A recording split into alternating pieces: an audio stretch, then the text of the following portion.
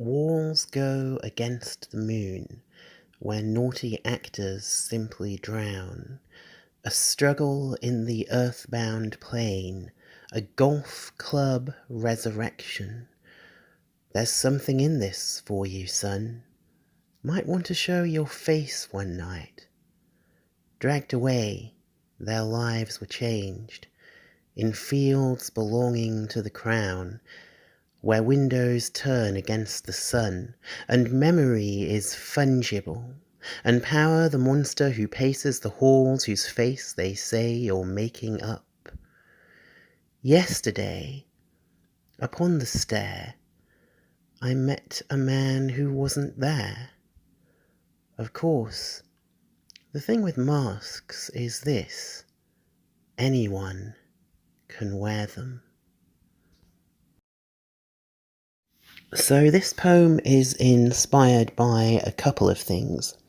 It is inspired by a couple of films that I won't name. Those can be little sort of Easter eggs for people to dig out in terms of which films are being referenced. I will tell you that they're referenced in the first and last verses. The main portion of the poem is based on a story that I've kind of always been fascinated by, and which I got interested in again recently. And it's the story of a guy called Edward Paisnel, who was a serial sexual abuser in Jersey in basically a long period ranging from the 1950s to the start of the 1970s, until he was caught while driving someone else's car. He was caught speeding by two policemen who found some rather unusual stuff in his car, and indeed on his person, and basically didn't believe his excuse, which was that he was on his way to an orgy and didn't wish to be late, in someone else's car, obviously, and the reason he was wearing a long coat with spikes protruding out of the wrists was because he was worried that people were going to attack him with martial arts. When Paisnel was captured and asked what his motives for carrying out the series of attacks that he'd undertaken between the years of 1959, I think, and 1973, he ranted and raved about covens and cults, and claimed to be a descendant, possibly the reincarnation, of the famous medieval child murderer Gilles de Rais. That's actually the context in which I first heard about Paisnel, which was in a very weird book that's very hard to get a hold of a physical copy of these days, but which you can find I managed to find a digital copy of the book on Scribd, or Scribed, or whatever one calls it. A book by a guy called Ted Halliday, which is called The Goblin Universe. Ted Halliday was a writer primarily on angling, who got interested in lake monsters, Nessie and that sort of thing, and who then, as a result of that, got interested in all kinds of other stuff. And The Goblin Universe was basically his attempt to present his own theory of what was going on as he saw it. And so the chapters, it's very, very loosely organised around a number of things, but one of the chapters, for example, is the chapter on Paisnel, which is mainly a chapter on reincarnation. The title chapter name is Sometimes They Come Back. And Halliday takes seriously Paisnel's claim that he is a reincarnation of Gilles de Rais, and I'm not sure how much I agree with that. but I've always been fascinated by a thing that he said while he was under interrogation by the police, Paisnel. He said to the police, "Your world is shrinking. Our cocoon is expanding." Now, there are a couple of things about that sentence that are interesting. And one of the things about that sentence that is interesting is that it's almost word for word the same as a sentence that I saw attributed to someone. I think it may have been Richard Spencer, but it was definitely someone of Spencer's ilk around about the inauguration of Donald Trump, except for one word in the statement having been changed. Someone at one of those triumphalist events surrounding Trump's inauguration said their world, meaning the world of the libs, one supposes, is shrinking. Our world is expanding. And of course, the important thing to note about those sentences is not the word that's different.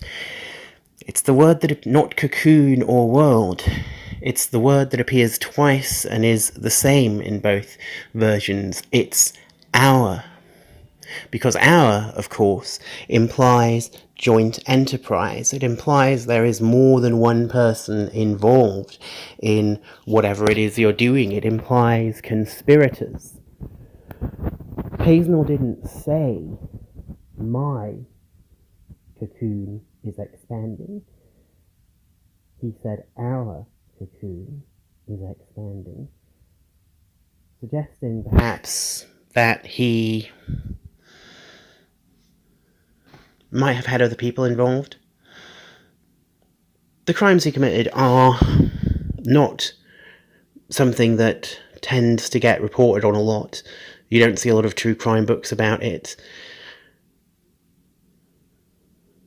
Probably because they took place on the island of Jersey, one of Britain's secrecy jurisdictions, the tax havens by which we maintain our shadowy empire after its death, the financial necromancy that breathes life back into the corpse of the long-dead British Empire, the Mr. Burns stuff that gets performed on the corpse of the Empire every night to make sure that it can still breathe, or appear to, at least. Jersey is a place that's quite famous for secrecy, not just in a financial sense. It's a very insular community, and that's why it took a long time for rumours of child abuse at children's homes on the island to come out. Most famously the Hodela Garon case, but also at another children's home called La Préférence, which was ran by Edward Paisnel's wife. Paisnel was from a well-to-do family on the island and was a building contractor. People of a leftist bent will recognise immediately the small business tyrant and, to a certain extent, the bizarre interest in the occult that Paisnel cultivated in an annex that he built on his house that his wife knew nothing about, is, to a certain degree, one of those recreations of a certain type of small business tyrant. Something else we have to assume his wife didn't know about is the reports from children at La Préférence that Paisnel would walk up and down the halls wearing the mask that he wore to carry out his attacks, the mask which is used as the image to accompany this poem. And of course they weren't believed. And that's something that has been, I think, a part of our culture for a while now, reevaluating the things we were told not to believe. You see this in the Epstein stuff, you see this in various levels. You see it in the Me Too movement very definitely. This idea that there are people who have been historically discredited who might actually have been unfairly discredited and unfairly unbelieved is, I think, a key element of the Me Too movement and of the interest in the crimes of the rich and powerful, of which Jeffrey Epstein is just one example, and possibly the most egregious, possibly not the worst. If you actually look into the various connections that he had and stuff, without getting into crazy conspiratorial thinking, it does suggest a world where some of the rules that most of us would observe aren't always observed so diligently.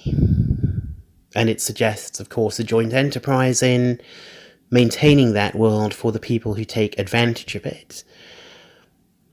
And one of the ways in which that is maintained is through secrecy and through private spaces, like Epstein's Island, Little St. James Island. Secrecy, jurisdictions.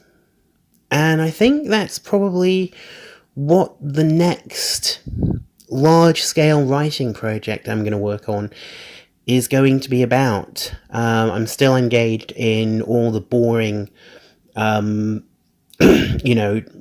to get funding and stuff for struggle play. So that's all sort of going along. But I need something to keep my creative brain ticking over while I'm doing this. And I've been thinking for a while of doing something based on these ideas of secrecy and revelation and ambiguity and historical uncertainty and conspiracy and stuff like that. And so I think the preference is, which is this poem, is going to be the starting point in terms of organization of what I'm thinking of as a sequence. I always think of them as sequences to start with. I thought about struggle play as a sequence, but that became something else. It tends to be how I work. So I'm just thinking of this as a sequence of poems at the minute. It might just be that, it might be something else, but it's what I'm writing about at the moment. So there's probably going to be a few more poems like this on here, and I'm going to try using this format of doing the poem itself and then doing a short commentary like this after it. There's a couple of reasons for that. One of them is that YouTube seems to prefer sort of videos that are at least longer than 10 minutes, so putting up, 58-second poetry videos isn't always ideal. And the other is that hopefully maybe these kind of discussions after reading the poem kind of maybe spark something for you that you want to talk about in the comments or something. That's always welcome. So yeah, I still have yet to come up with a really cool way of signing off from these. So this is the end of this video that was brought to you by me. This is going to go up in October, so whenever it actually does go up, happy Halloween, I guess. And Pache, the image that you're looking at right now, don't have nightmares. Thank you for your time.